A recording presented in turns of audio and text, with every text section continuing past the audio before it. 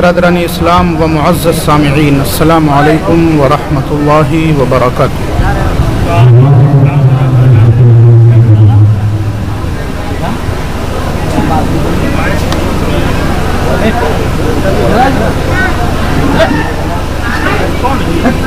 نحمده ونصلي ونسلم على رسوله الكريم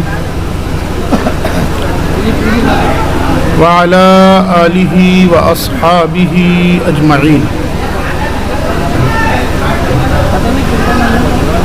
أما بعد فأعوذ بالله من الشيطان الرجيم، بسم الله الرحمن الرحيم۔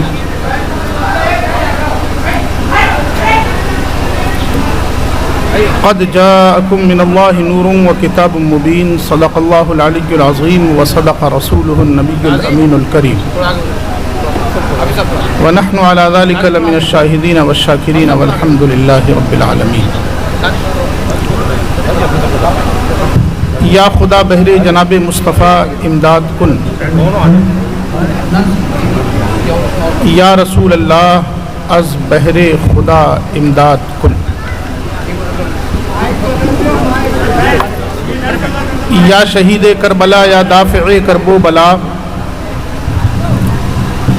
یا شہید کربلا یا دافع کرب و بلا، گل رخا شہزادہ گلگون قبا امداد کن، غوث اعظم بمن بے سر و سامہ مدد، قبلہ دین مدد، کعبہ ایمان مدد، بنواز و صفت بقلندر حق، پے منصب و اشرف بو احمد، پے مختار اشرف مرشد من سرکردہ حامی دی مدد۔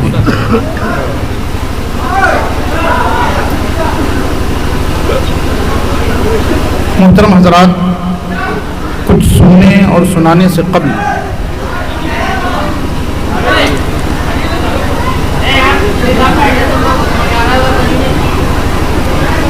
ایک مرتبہ بآواز بلند درود پاک پیش فرمائیں، پڑھیے اللہم صلی علی سیدنا و مولانا محمد وعلی آل سیدنا و مولانا محمد کما تحب و ترضی بأن تصلی علیہ صلاۃ و سلام علیک یا رسول اللہ، یا حبیب اللہ، یا نبی اللہ۔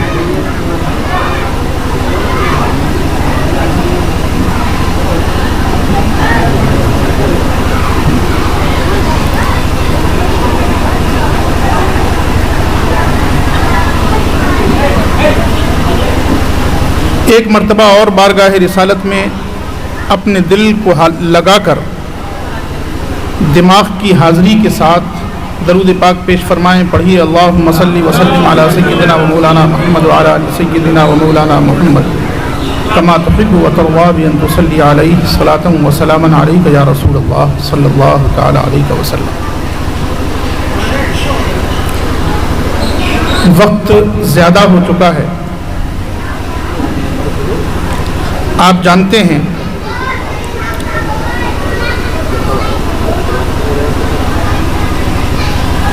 کہ 12 بجے تک کا ارادہ تھا اور اس وقت 11:15 ہونے جا رہے ہیں۔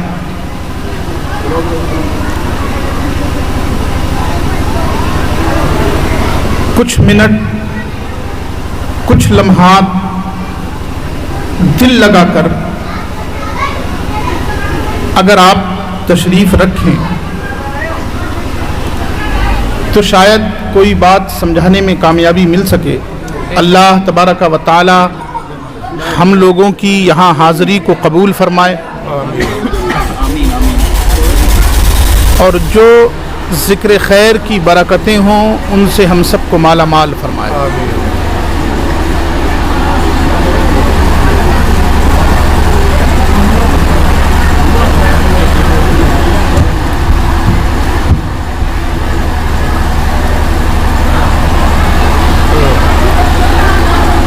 نعت پاک کا ایک مطلع اور ایک شعر۔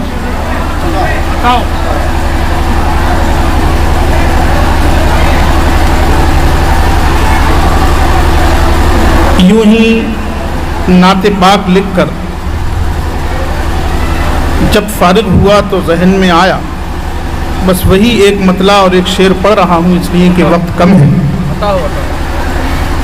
اور اسی سے اپنی گفتگو کا آغاز کروں گا۔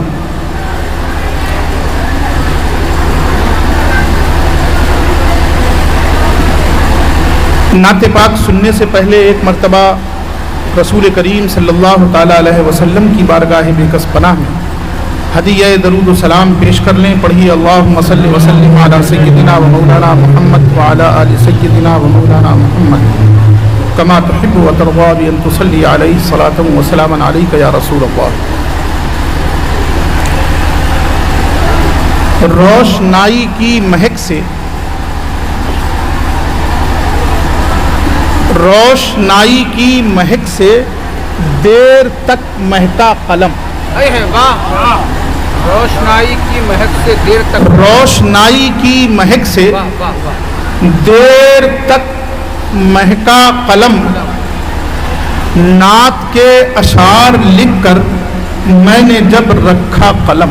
نعت کے اشعار لکھ کر میں نے جب رکھا، روشنائی کی مہک سے دیر تک مہکا قلم، میں نے جب نعت کے اشعار لکھ کر میں نے جب رکھا قلم، محو حیرت میں رہا، محو حیرت ہی رہا میں، فیصلہ کیسے کروں۔ محو حیرت یعنی حیران، محو حیرت ہی رہا میں، فیصلہ کیسے کروں۔ آج یہ کاغذ ہے نازاں اس قلم پر یا قلم، آج یہ کاغذ ہے نازاں اس قلم پر یا قلم۔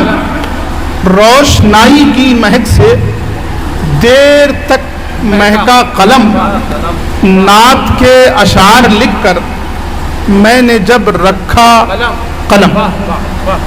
ایک مرتبہ اور درود جی لگا کر درود پاک پیش فرمائیں۔ پڑھیے اللہم صلی وسلم علی سیدنا و مولانا محمد کما تحب و ترضی بان تصلی علیہ صلاۃ و سلام علیک یا رسول اللہ یا حبیب اللہ۔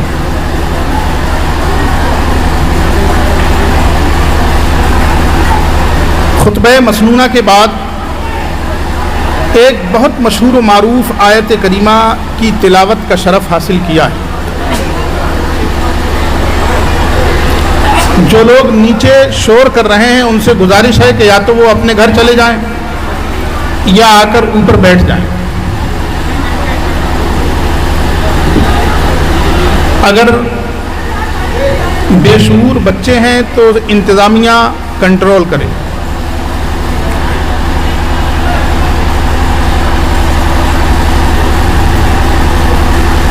ایک بہت مشہور و معروف آیت کریمہ ہے، آپ سنتے رہتے ہیں، تقریر بھی سماعت کرتے رہتے ہیں۔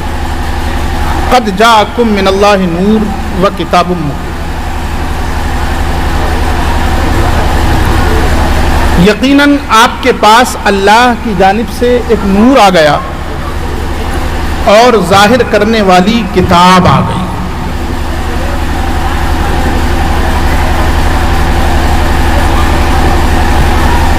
اس پر آپ نے تقریریں بے شمار سماعت کی ہوں گی۔ ہر سال الحمدللہ آپ کے یہاں مقررین، خطبہ، واعظین آتے ہیں اور تقریریں کرتے ہیں۔ آپ لوگوں کی خوش نصیبی ہے کہ آپ ذکر مصطفیٰ سنتے ہیں۔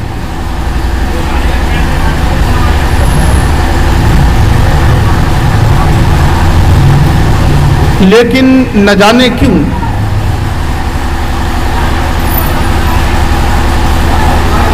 میرے دل میں بھی آج یہ خیال آیا ہے کہ اسی تعلق سے کچھ باتیں کر لی جائیں۔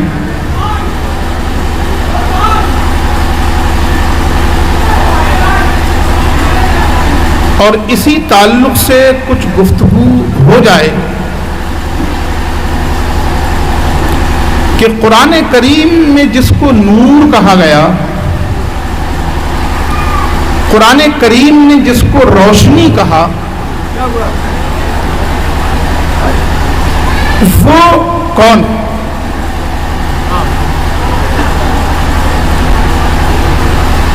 اس ذات کی بات کریں جس کو قرآن کریم نور کہہ رہا ہے۔ آج ہم اور آپ 12 ربیع الاول کے تعلق سے ذکر آمد مصطفیٰ میں حاضر آئے ہیں۔ اس میں کوئی شک نہیں کہ قرآن اللہ کے رسول صلی اللہ تعالیٰ علیہ وسلم کو مخاطب کر کے کہہ رہا ہے قل انما انا بشر مثلکم، اے محبوب آپ کہیے کہ میں تم جیسا بشر ہوں۔ لیکن اس میں بھی کوئی شک نہیں کہ قرآن جب میلاد کا ذکر کرتا ہے، قرآن جب مصطفیٰ کی آمد کا ذکر کرتا ہے، قرآن جب نبی کے دنیا میں تشریف لانے کا ذکر کرتا ہے، تو یہ نہیں فرماتا، یہ نہیں کہتا، یہ اعلان نہیں کرتا کہ ہم نے عبداللہ کے بیٹے کو بھیجا ہے، ہم نے آمنہ کے بیٹے کو بھیجا ہے، ہم نے ہاشمی اولاد کا ایک رسول بھیجا ہے، ہم نے فلاں قبیلے کا ایک شخص بھیجا ہے، ہم نے فلاں قبیلے کے ایک شخص کو علم سے مزین کیا ہے۔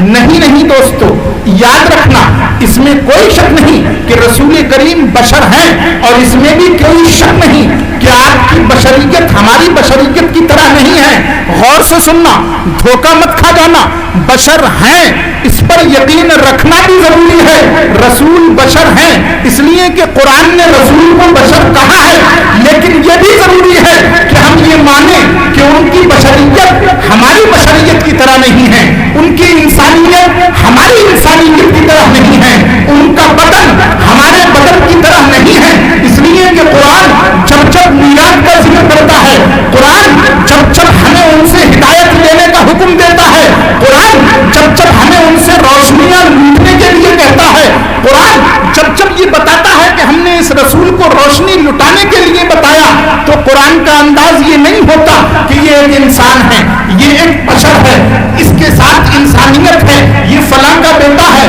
آپ غور کیجئے، غور کرتے چلے جائیے، ہم جب کسی کے پاس کوئی پیغام بھیجتے ہیں تو اس خط میں لکھتے ہیں فلاں کے بیٹے کے ہاتھ یہ خط بھیجا جا رہا ہے، فلاں کے بیٹے کے ہاتھ یہ بات کہلوائی جا رہی ہے، تاکہ سمجھنے والا سمجھ لے کہ یہ جو آیا ہے یہ اس کا خود کا معیار ہے، یہ خود ایک اسٹیٹس والا ہے، یہ کوئی عام آدمی نہیں ہے۔ اس کی بات کو سمجھ کر ہمیں اسی اسٹیٹس پر لینا ہے، اسی معیار پر لینا ہے، اسی اونچائی پر سمجھنا ہے۔ اس لیے ہم تعارف کراتے ہیں کہ یہ شخص آ رہا ہے، یہ فلاں کا بیٹا ہے، یہ شخص آ رہا ہے، اس کے دادا پہلوانی میں مشہور تھے، یہ ان کا پوتا ہے، یہ شخص آ رہا ہے، یہ عدل و انصاف والے کا نواسا ہے۔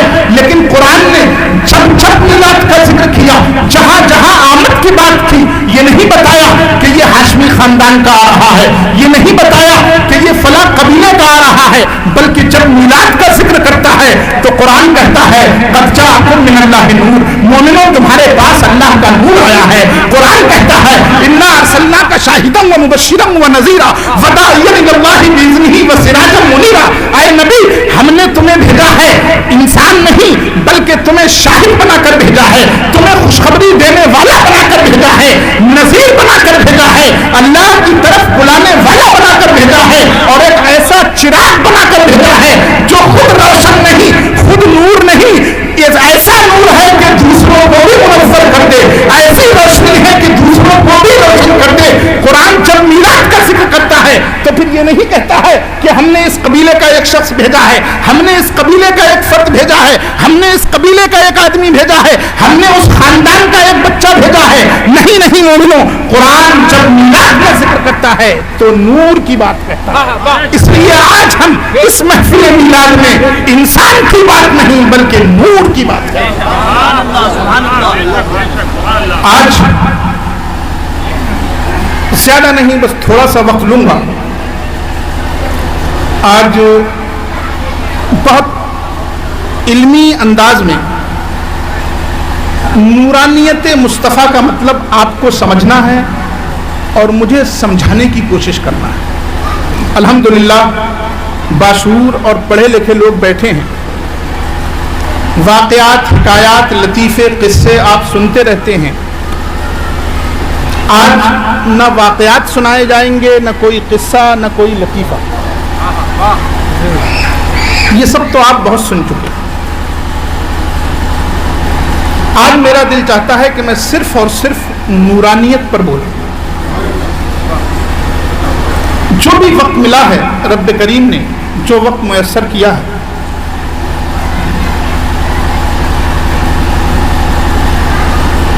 12 بجے سے پہلے انشاءاللہ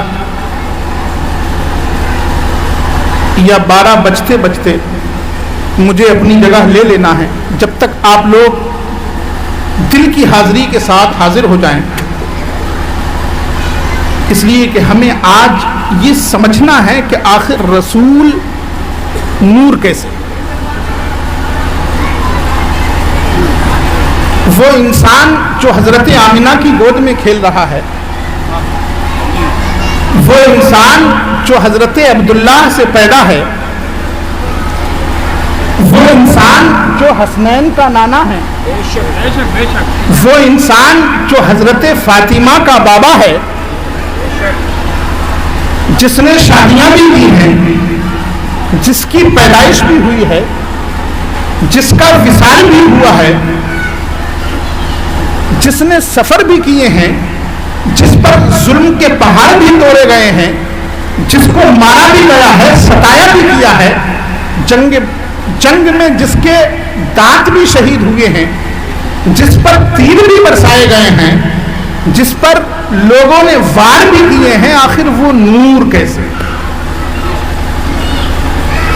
بس اتنی سی بات سمجھنا ہے۔ اس سے پہلے کہ ہم اپنی گفتگو شروع کریں، آپ پہلے یہ سمجھ لیجئے کہ نور کسے کہتے ہیں۔ نور سمجھتے ہیں آپ لوگ؟ کہ نور کا معنی، یعنی نور کو ہم اگر اردو میں آپ کو سمجھانا چاہیں تو کہیں گے روشنی۔ کیا کہیں گے؟ روشنی۔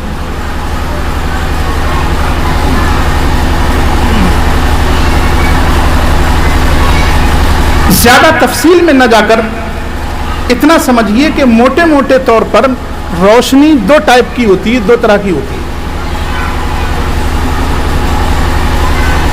جب ہم روشنی کہتے ہیں تو جن چیزوں کو ان سے مراد لیا جاتا ہے، جو چیزیں سمجھی جاتی ہیں، وہ دو طرح کی ہوتی ہیں۔ ایک تو وہ روشنی جسے سب روشنی سمجھتے ہیں، لائٹ کی روشنی، چاند کی روشنی، سورج کی روشنی، چراغ کی روشنی، یہ سب روشنی ہے، یہ سب نور ہے۔ یہ تو سمجھ رہے ہیں نا آپ؟ پیچھے والے سمجھتے نہیں؟ یہ سب روشنی ہے۔ ہاں، پیچھے والے ذرا ہوشیار بیٹھے، یہ سب روشنی ہے۔ ایک روشنی اور ہوتی ہے جو عام لوگ جس کو دیر میں سمجھ پاتے ہیں کہ یہ بھی روشنی ہے۔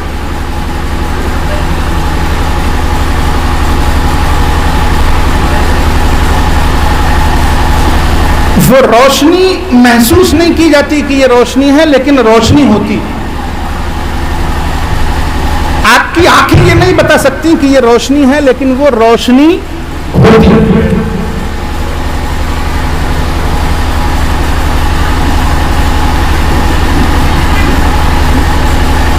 علم ایک روشنی کا نام ہے۔ علم ایک روشنی ہے۔ العلم نور، علم کیا ہے؟ روشنی۔ کسی کو دکھتی ہے علم کی روشنی؟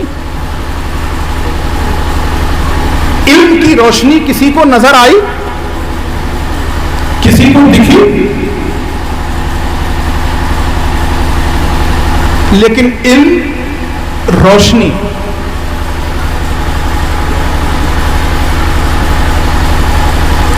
اسی طرح بصیرت ایک روشنی، عقل ایک روشنی، یہ سب چیزیں کیا ہیں؟ روشنی۔ لیکن اس روشنی اور اس روشنی میں فرق ہوتا ہے۔ اس کو ہم محسوس کر سکتے ہیں، بتا سکتے ہیں کہ یہ روشنی ہے، لیکن علم نور ہے، عقل نور ہے، شعور نور ہے۔ اس روشنی کو، اس نور کو ہم نہیں سمجھ سکتے کہ یہ کیسے نور ہے، لیکن حقیقت یہ ہے کہ وہ بھی نور ہے۔ نور کہتے ہیں اس چیز کو جو کسی دوسرے کو چمکا دے۔ किसे कहते हैं? जो किसी दूसरे को चमका दे, जो किसी दूसरे को जाहिर कर दे।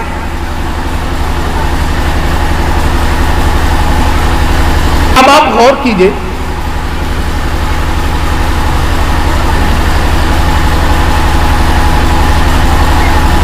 एक शख्स है, उसके पास इल्म नहीं, पढ़ा लिखा नहीं, उसने तालीम नहीं हासिल की, सीधा साधा आदमी है।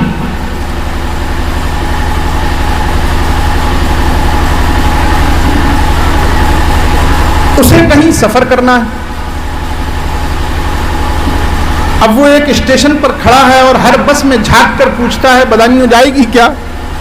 ये बस कहाँ जा रही है? तुम कहाँ जाओगे? तुम कहाँ जाओगे? तुम कहाँ जाओगे? बसें गुजर रही हैं लेकिन वो परेशान है, वो हैरान है, वो दम बखुद है, सबसे पूछ रहा है, कितना परेशान है, समझ नहीं पा रहा कि कौन सी बस कहाँ जा रही है। इसलिए कि उसके सामने, उसके आगे, उसकी अक्ल में ये बात तय है ही नहीं कि कौन सी बस कहाँ जा रही है। वो इस बात को लेकर परेशान हो गया कि आखिर बसें सब एक सी हैं, कोई मुरादाबाद जाती है तो कोई बरेली जाती है, कोई कहीं जा रही है, कोई कहीं जा रही है। वहीं एक दूसरा शख्स जिसने थोड़ी सी हिंदी पढ़ी है, वो देखकर उसे बताता है कि सुनो, ये बस बदायूं जा रही है,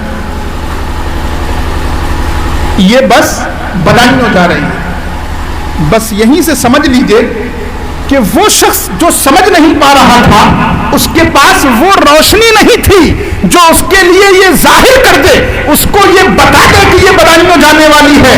और ये दूसरा शख्स जो है, इसके पास एक रोशनी है, इसके पास एक नूर है, इसने सिर्फ कुछ हुरूफ लिखे हुए देखे हैं, इसने सिर्फ एक रंग देखा है और उस रंग से ये समझ लिया कि कौन सी बस कहाँ को जा रही है। इसका मतलब ये कि इल्म ने हिदायत के लिए रास्ता खोल दिया, बगैर बताए हुए समझ में आ गया, बगैर पूछे हुए मालूम हो गया कि कौन किधर को जा रहा है। तो इल्म भी एक नूर है, अक्ल भी एक नूर है और शऊर भी एक नूर है। ये नूर है लेकिन ये वैसा नूर नहीं है जैसे लाइट का नूर है, इसको हम दूसरा नूर समझते हैं, इसको हम दूसरी रोशनी समझते हैं और इल्म को दूसरी रोशनी समझते हैं।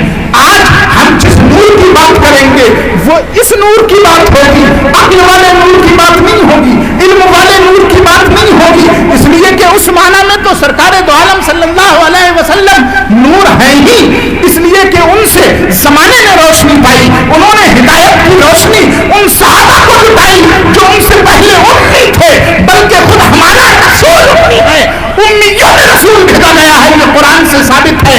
वहां इल्म नहीं था, वहां उस्ताद के पास जानवी अदब रोए तय नहीं किया, लेकिन उम्मी होने के बावजूद रसूल ने हमको ऐसा नूर दिया कि उसने इल्म की रोशनी भी दी, उसने हिदायत की रोशनी भी दी, उसने सहादत की रोशनी भी दी, उसने हिदायत की रोशनी भी दी, सारी रोशनियां लुटाई।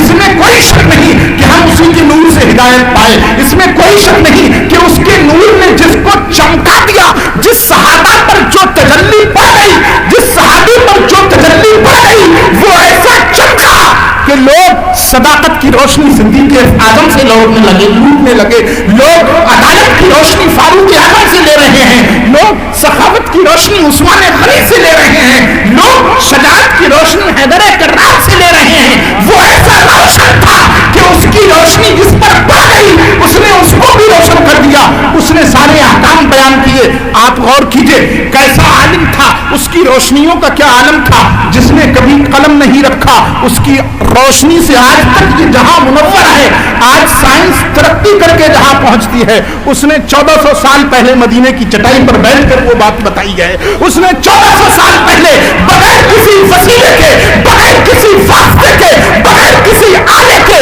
उस वक्त न दूरबीन थी, उस वक्त न खुदबीन थी, उस वक्त न ऐसे हालात थे जो लोग आने वाले हालात को मालूम कर सकें, लेकिन उस आका ने मदीने में खजूर की चटाई पर बैठकर इल्म की वो रोशनियां लुटाई हैं कि आज इंसान तरक्कियां करने के बाद भी उन रोशनियों को सच मानने पर मजबूर है। इस नूर की बात नहीं करनी, आज भूत बात करनी है इस नूर की। किसकी? लाइट की, इस नूर की बात कर।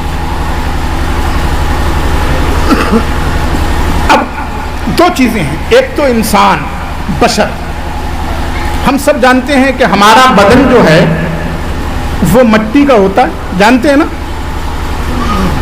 اور ہم یہ بھی جانتے ہیں کہ ہمارے بدن کا سایہ ہوتا ہے. کیا ہوتا ہے؟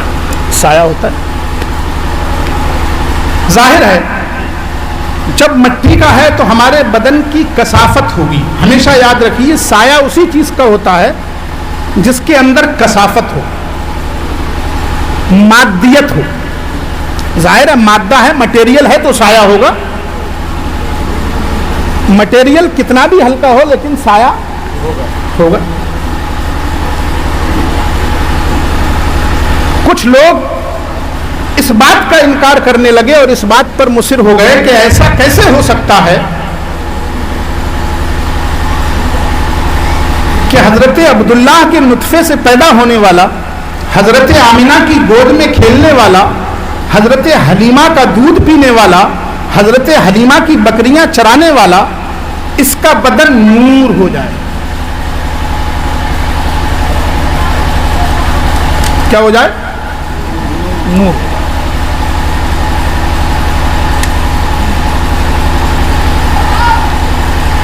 بہت سی جگہ آپ کو بھی دھوکہ لگ جاتا ہے. احادیث میں ذکر آیا اللہ کے رسول صلی اللہ علیہ وسلم چادر اوڑھتے تھے,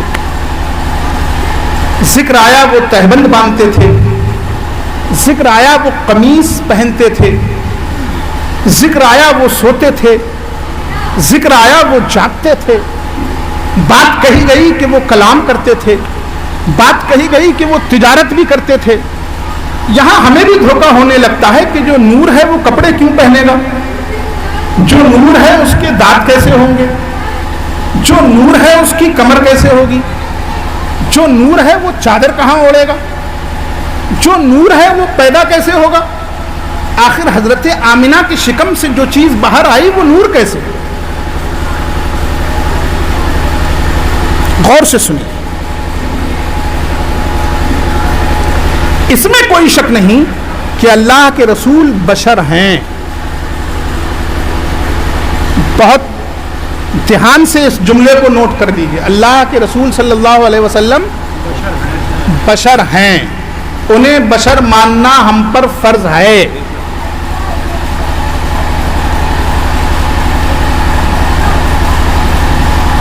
لہذا کبھی بھی ایسا مت کہنا کہ وہ بشر نہیں ہیں, آدمی نہیں ہیں, وہ صرف نور ہیں. وہ بشر ہیں, ہاں ان کی نورانیت بشر ہونے کے باوجود اپنی جگہ مسلم. اب اس کے لیے پہلے آپ اس کو سمجھ لیجئے کہ بشریت جو ہے وہ مادے کی محتاج ہوتی ہے.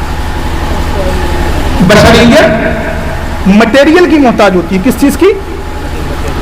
مٹیریل کی. آپ کوئی مجسمہ اگر بنائیں, مجسمہ سمجھتے ہیں کیا کہتے ہیں, اسٹیچو, پتلا, تو اس کے لیے مٹیریل کی ضرورت پڑتی ہے. بس ویسے ہی انسانیت بغیر مٹیریل کے, بشریت بغیر مٹیریل کے نہیں ہو سکتی. یہ طے ہے.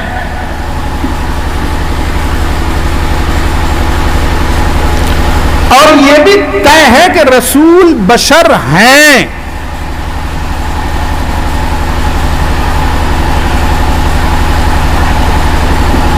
اب سوال یہ ہے کہ جب وہ بشر ہیں تو نور کیسے؟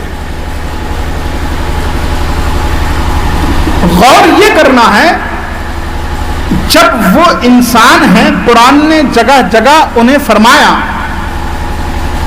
کہ ہم نے تمہیں میں سے رسول بھیجا ہے, ہم نے انہی میں سے رسول بھیجا ہے. اس کا مطلب یہ کہ ہم انسان ہیں, وہ بھی انسان ہیں. ہم بشر ہیں, وہ بھی بشر. لیکن ان کی بشریت, ان کا جو بدن ہے, جو تن اقدس ہے, اس میں جو مٹیریل لگا وہ آخر نور کیسے ہو گیا؟ سمجھنا بس یہ. ہم اہل سنت ہیں الحمدللہ. ہم اپنی کسی بھی بات میں ہدایت چاہتے ہیں قرآن سے, حدیث سے. بہت سی باتیں ایسی ہیں جو ہماری سمجھ سے باہر ہیں لیکن ہمارا عقیدہ ہے، ہمارا عقیدہ ہے، ہمارا یقین ہے۔ اب آپ بتائیے، ایک مٹیریل، ایک مادہ خاکی ہو یا لوہے کی کوئی چیز ہو، لوہا ہو، پیتل ہو، تانبا ہو، کوئی بھی مٹیریل آپ لے لیجئے، کیا ہم یہ مان سکتے ہیں، سمجھ سکتے ہیں کہ وہ بغیر کسی وسیلے کے ہوا میں اڑنے لگا؟ نہیں مان سکتے۔ کیا سنا ہے کبھی معراج کا واقعہ؟ سنا ہے نا؟ وہ کون سا جہاز تھا جس میں اللہ کے رسول صلی اللہ تعالی علیہ وسلم معراج کو تشریف لے گئے بیٹھ کر؟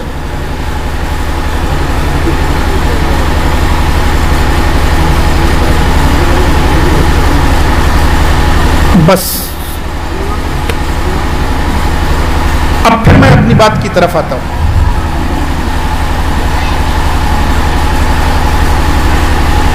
اصل میں سمجھنے میں جہاں چوک ہو گئی ہم سے، وہ یہ کہ ہم نے بشریت اور نورانیت کو ایک دوسرے کی ضد سمجھ لیا۔ ہم نے یہ سمجھ لیا کہ جو بشر ہے وہ نور نہیں ہو سکتا اور جو نور ہے وہ بشر نہیں، حالانکہ یہ بالکل غلط ہے۔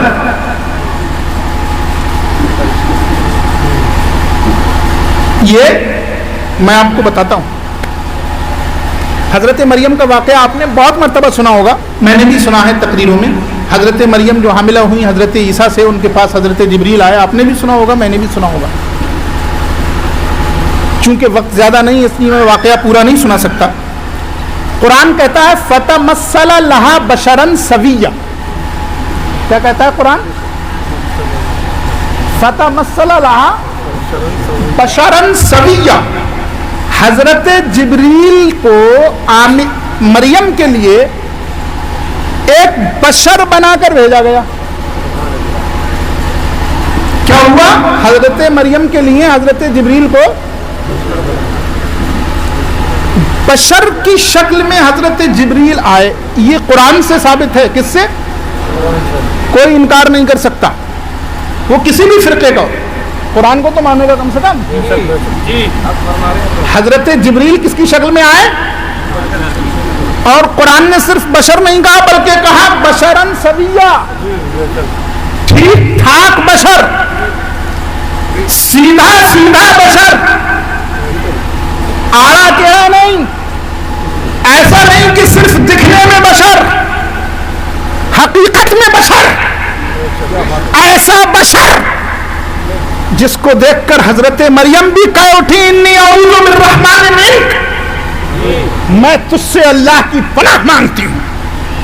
تنہا تھی، اکیلی تھی، جبریل تھے، نور ہے، جب سے پیدا ہوئے نور ہیں، لیکن جب مریم کے پاس آئے تو کیا؟ بشر۔ اس کا مطلب یہ کہ رب اگر چاہے تو نور کو بشر بنا دے، اور وہی اگر چاہے تو بشر کو نور بنا دے۔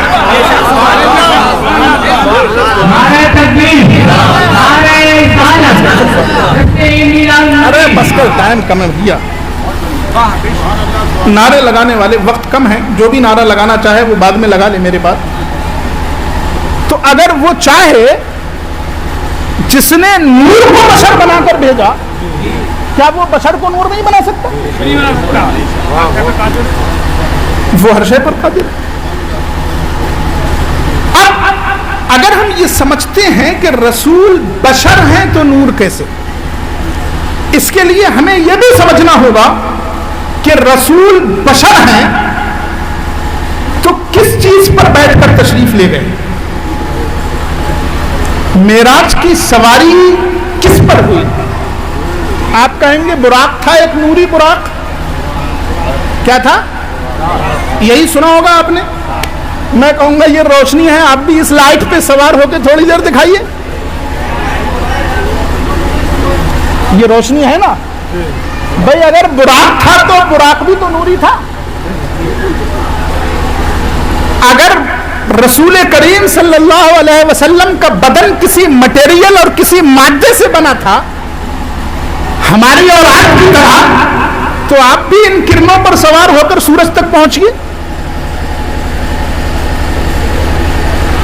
اور رسول کریم کا معراج پر جانا کوئی ایسی حقیقت نہیں کہ ہم اس کا انکار کر دیں. قرآن سے ثابت ہے. کس سے ثابت ہے؟ قرآن سے ثابت ہے. اور سنیے, اب ہمیں بشریت رسول کو جو سمجھنا ہے تو قرآن کی ان آیتوں کی روشنی میں سمجھنا ہے. ہمیں رسول کی بشریت پر یقین رکھنا ہے, لیکن اس بشریت کو سمجھنے کے لیے قرآن کی ان آیتوں سے روشنی بھی لینا ہے. اور سنیے, بشر مادہ کوئی بھی ہو,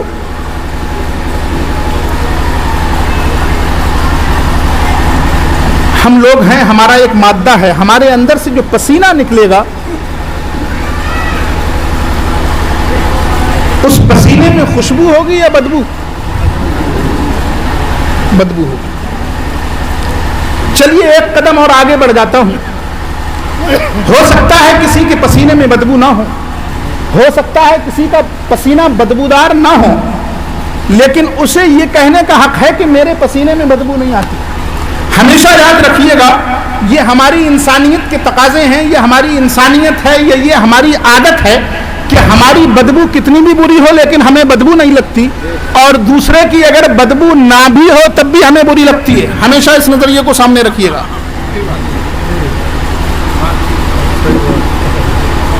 ابھی حیدر نے ایک بچے کو بھگا دیا اس لیے کہ حیدر سے اس کا تعلق نہیں تھا.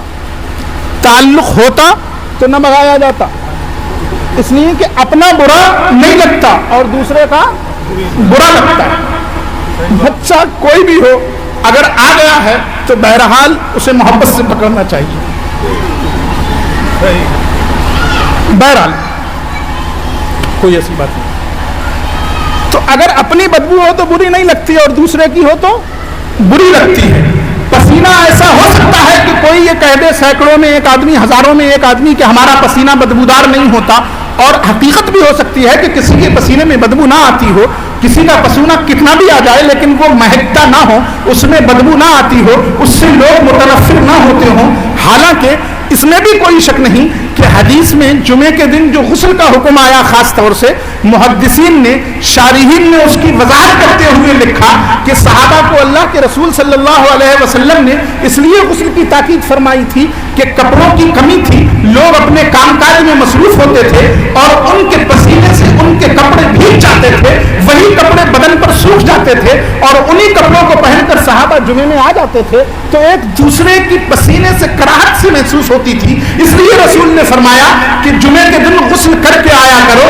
وہ صحابہ تھے, وہ عظیم جماعت تھی, وہ مقدس ہستیاں تھیں, لیکن ان کے پسینے کی بات یہ ہے کہ رسول نے جب دیکھا کہ آپس میں ایک دوسرے سے متنفر سے لگ رہے ہیں, کچھ ہٹ کر کھڑے ہونا چاہتے ہیں, نماز میں جو قرب چاہیے, نماز میں جو اتصال چاہیے, صفوں میں جو اتصال چاہیے وہ نہیں رکھ پا رہے ہیں, اس لیے کہ ایک دوسرے سے اذیت محسوس ہو رہی ہے, ایک دوسرے سے کراہت محسوس ہو رہی ہے, تو رسول نے حکم دیا جمعے کے دن غسل کر کر آیا کرو. جمعے کے دن غسل تم پر فرض کر دیا گیا ہے, تم ضرور غسل کر کے آؤ.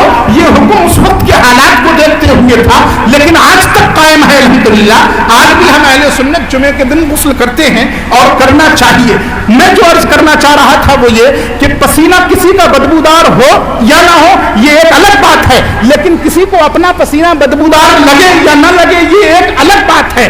بہرحال دونوں کو یہ حق تو دیا جائے گا کہ وہ کہیں کہ ہمارے پسینے میں بدبو نہیں آتی, یہ حق تو دیا جائے گا کہ وہ کہیں کہ ہمارا پسینہ مہکتا نہیں ہے, لیکن یہ حق کسی کو نہیں دیا جائے گا کہ میرے پسینے سے خوشبو آتی ہے, میرا پسینہ خوشبوئیں بکھیرتا ہے. اور اگر کوئی پاگل کہہ بھی دے, اگر کوئی خطی یہ اعلان بھی کر دے, تو یاد رکھنا وہ خود تو اعلان کر سکتا ہے, دوسرے یہ اعلان نہیں کر سکتے کہ اس کے پسینے سے خوشبو آتی ہے, اس کے پسینے میں مہک آتی ہے, اس کے پسینے میں مشک جیسی خوشبو ہے. سنو مسلمانوں, میں سب کو سناتا ہوں, ہمارا بدن بھی مٹیریل سے بنا ہے, رسول کا بدن بھی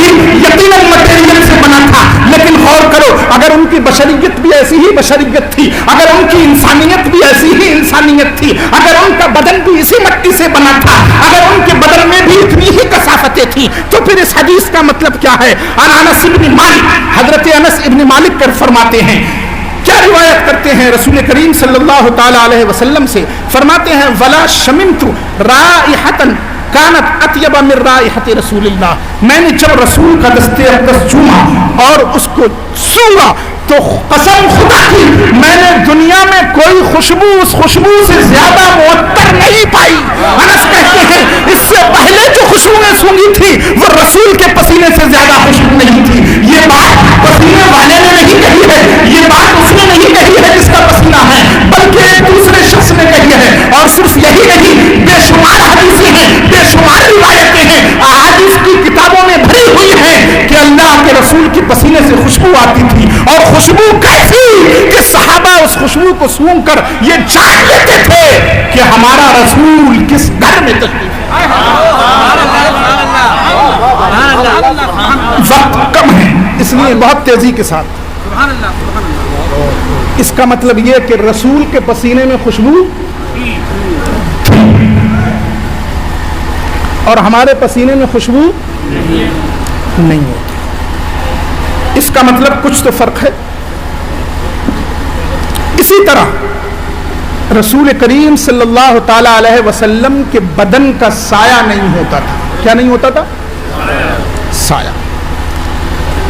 اس پر بھی دلیلیں ہیں، لیکن میں اصل بات سے بھٹک جاؤں گا اس لیے کہ وقت کم ہے۔ اللہ کے رسول صلی اللہ تعالی علیہ وسلم کے بدن کو نور ماننا یہ کوئی ہمارا عقیدہ نہیں۔ کچھ لوگ یہ سمجھتے ہیں کہ یہ اہل سنت و جماعت کا عقیدہ ہے۔ ارے ہم تو وہ عقیدہ بناتے ہیں جو حدیثیں کہتی ہیں کون سا اپنے گھر سے لائیں۔ جس طرح یہ بات ہماری سمجھ سے پرے ہے کہ ایک مادی انسان نور کے براق پر سوار ہو کر آسمانوں کے پار چلے جائے لیکن پھر بھی ہم مانتے ہیں، ویسے ہی یہ بات اگر آپ کی عقل کے پرے ہے لیکن حدیثوں سے ثابت ہے، آیات سے ثابت ہے، تو آپ بھی مان لیجئے۔ کیوں؟ اگر عقل میں نہیں آ رہی کوئی بات نہیں، حدیث کہہ رہی ہے، آیت کہہ رہی ہے، تو آپ کو ماننے میں کیا تکلیف ہے؟ اب دیکھیے، حضرت علامہ جلال الدین سیوطی نے ایک حدیث نقل کی ہے اور حدیث صحیح ہے، یہ بھی بتا دوں، حدیث صحیح ہے، کوئی جھولتی ہوئی روایت نہیں ہے، کوئی ضعیف روایت نہیں ہے، حدیث صحیح ہے۔ حضرت عبداللہ ابن عباس کہتے ہیں کان افلج الثنیتین اذا تکلم رؤی کالنور یخرج من بین ثنایاہ۔ اللہ کے رسول صلی اللہ تعالی علیہ وسلم ثنیتین میں کشادگی والے تھے، ٹائم لگے گا تھوڑا، ثنیہ ان دو دانتوں کو کہتے ہیں، سمجھ لیجئے دیکھ کے بس، یہ اوپر والے ہیں، یہ نیچے والے ہیں، ان کے بیچ میں اللہ کے رسول صلی اللہ تعالی علیہ وسلم کے دونوں دانتوں کے بیچ میں کیا تھی؟ دراز تھی، کشادگی تھی۔ کیا تھا؟ کشادگی تھی۔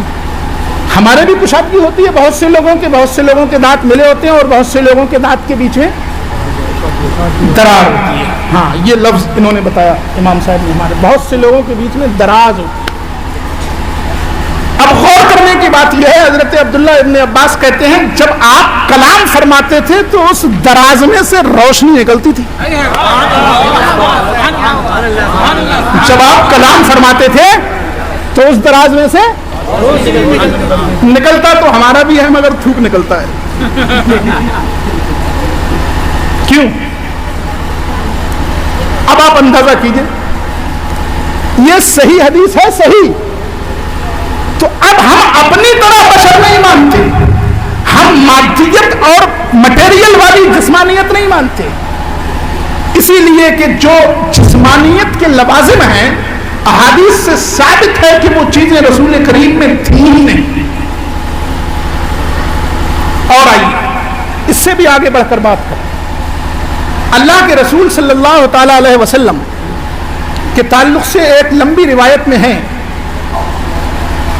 حضرت عبداللہ ابن عباس سے مروی ہے، وہ کہتے ہیں میں اپنی خالہ حضرت میمونہ کے گھر رکا اور رات میں وہیں ٹھہرا رہا اس ارادے سے کہ میں یہ جانوں کہ رسول کی رات کیسے گزرتی ہے.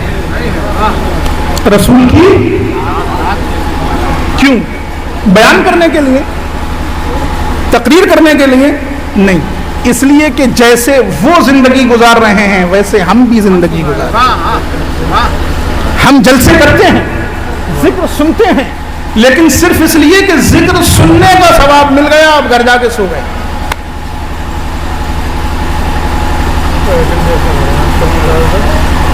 12 بجے جلسہ ختم کرنے کا مقصد یہی ہے کہ آپ صبح اٹھ کر فجر کی نماز پڑھیں. واقعات سنانا مقصد نہیں. پھر سنیے اللہ کے رسول صلی اللہ تعالی علیہ وسلم رات کیسے گزارتے ہیں. آخر وہ نبی جس کو خود اللہ نے اپنا محبوب فرمایا ہے اس کی رات کے جلوے کیا ہیں.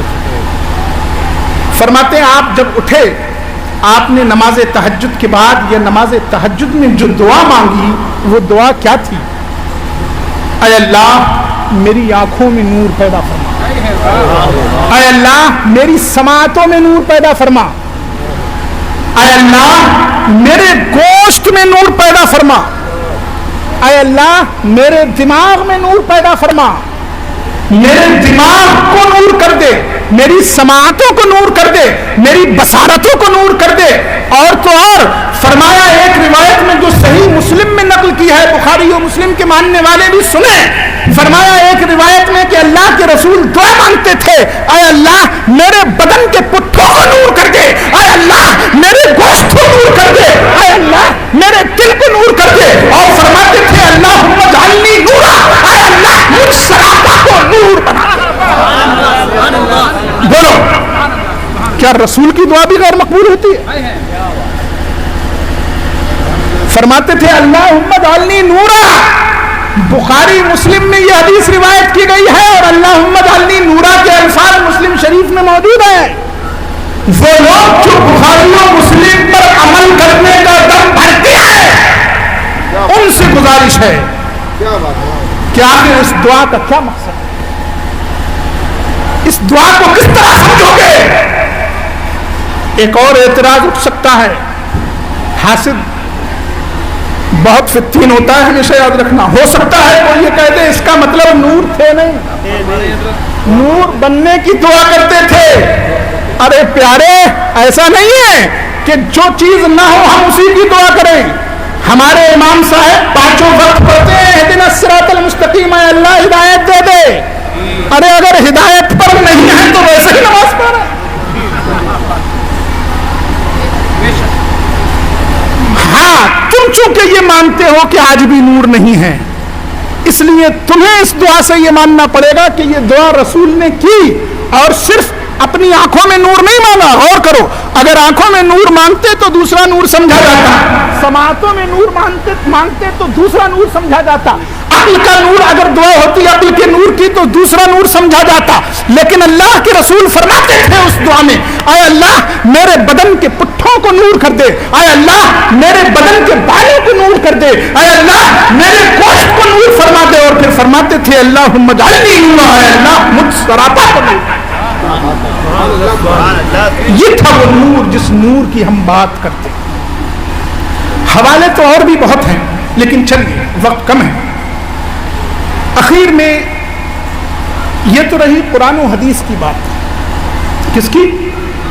قرآن و حدیث کی. حدیث بھی قرآن بھی کیا کہہ رہا ہے؟ قد جاءکم من اللہ نور. اور یہ نور سے رسول کریم مراد ہیں، یہ میری بات نہیں ہے. ان مفسرین نے بھی لکھا ہے جو 3 صدی ہجری کے 4 صدی ہجری کے ہیں کہ نور سے مراد رسول کریم صلی اللہ تعالی علیہ وسلم کی ذات گرامی ہے. انہوں نے بھی لکھا. اب اس کے بعد میں ایک حوالہ اور پیش کر دیتا ہوں ان لوگوں کا جو آج نورانیت مصطفیٰ کا انکار کرتے ہیں. صرف ایک حوالہ بس، 12 بج چکے ہیں. پیش کروں؟ یہ بات ختم ہو جائے نہ 12 بج گئے. پہلے سوچنا تھا بیٹا، پہلے سوچنا تھا آپ کچھ. بہرحال چلیے ایک مرتبہ اور درود پاک پیش فرمائیں. پڑھیے اللہم صلی وسلم علی سیدنا و مولانا محمد کما تحب و ترضى ان تصلی علیہ الصلوۃ والسلام علیک یا رسول اللہ. ایک کتاب ہے امداد السلوک جس کا نام مولانا رشید احمد صاحب گنگوہی. مولانا رشید احمد صاحب ان کو تو سبھی مانتے ہیں, وہ بھی مانتے ہیں جو بیگانے ہیں, جو نور نہیں مانتے وہ بھی ان کی بات مانتے ہیں. انہوں نے اپنی کتاب میں لکھا ہے, وہ لکھتے ہیں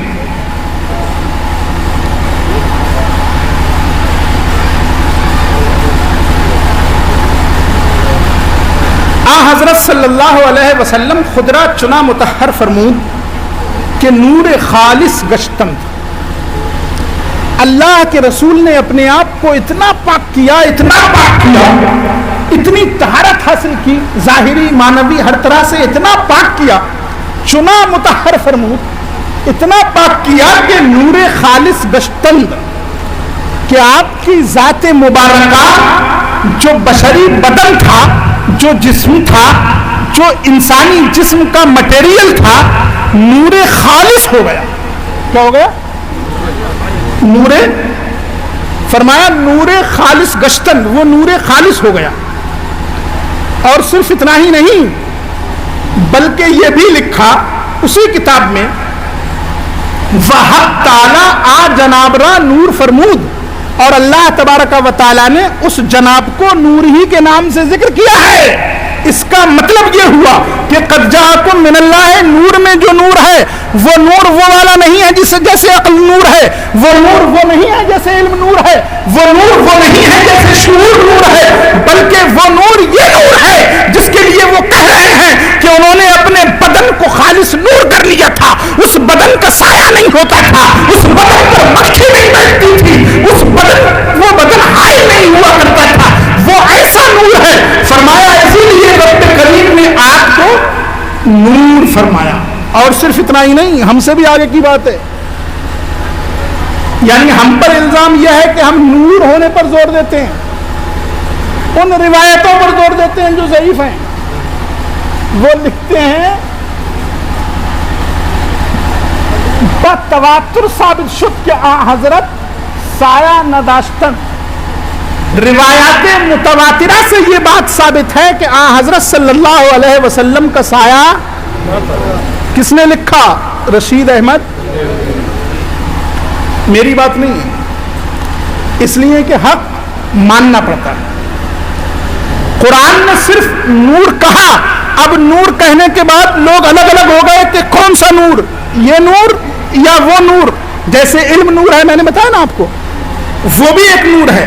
تو بہت سے لوگ جو بھٹک گئے وہ اس بات کی طرف گئے کہ نور وہ والا نور ہے, اس لیے کہ اللہ کے رسول نے احکام بیان کیے. ہمیں طہارت کا سلیقہ نہیں آتا تھا, اللہ کے رسول نے طہارت کا سلیقہ دیا. ہمیں پاکیزگی کا طریقہ نہیں آتا تھا, اللہ کے رسول نے پاکیزگی کا طریقہ دیا. ہمیں عبادتیں نہیں معلوم تھی, اللہ کے رسول نے عبادتوں کا قرینہ دیا. ہمیں احکام نہیں معلوم تھے, اللہ کے رسول نے احکام کی ہدایت دی. ہمیں اللہ تک جانے کا طریقہ نہیں معلوم تھا, اللہ کے رسول نے اس طریقے کو روشن کر دیا. ہاں وہ نور بھی ہے اور یہ نور بھی ہے جس کو ہم نور سمجھتے ہیں. یعنی وہ نور تو ہے ہی, انہوں نے ہمارے لیے راستہ کھولا ہے, انہوں نے ہمارے لیے روشنی کی ہے. ہم اللہ تک پہنچ سکتے ہیں, ہم طہارت کا قرینہ سمجھ سکتے ہیں, ہم عبادت کا سلیقہ جان سکتے ہیں.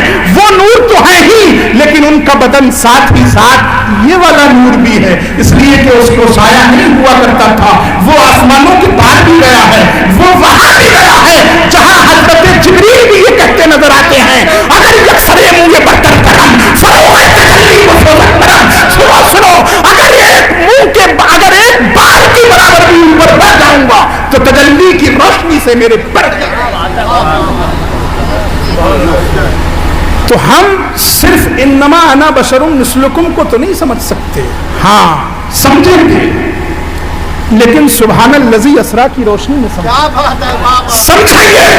لیکن اللہم اجعلنی نورا کی روشنی میں سمجھیں گے، لیکن انس ابن مالک کے اس قول کی روشنی میں سمجھیں گے کہ ان کے پسینے میں مشک سے زیادہ خوشبو آتی تھی، سمجھیں گے، لیکن اس روایت کی روشنی میں سمجھیں گے کہ وہ مسکرا دیں تو گھر کو اجالا کر دیں، سمجھیں گے، لیکن اس روایت کی روشنی میں سمجھیں گے کہ وہ بات کریں تو ان کے باتوں کے بیچ سے روشنی نکلے، سمجھیں گے، لیکن ان باتوں کو سامنے رکھ کے سمجھیں گے کہ وہ بشر ہیں، لیکن یہ نورانی صفات ان کے لیے ثابت ہیں۔ اللہ تبارک و تعالی ہم سب کو سیکھنے، سمجھنے اور عمل کرنے کی توفیق نصیب